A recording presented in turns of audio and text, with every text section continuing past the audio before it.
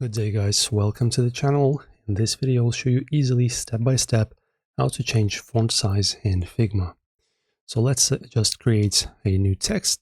So let's just create a new text first. So you can just press on this button, or you can just press T on your keyboard. This corresponds to creating a new text. Let us type in sample text first. Okay, and now guys, what's left to do is to just change the font. So this is going to be our current font. In order to change it, just select it. And on the right panel, you have all of your editing items and settings. So under typography, this is going to be your drop down for changing the font. Press on it.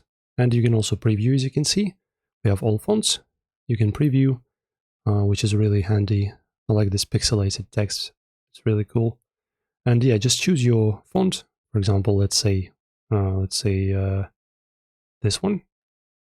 Press on it, and now it's changed, guys. So you can see, very easy. Enjoy, guys. Good luck changing your fonts, and also don't forget to like the video and subscribe, and I'll see you in the next video.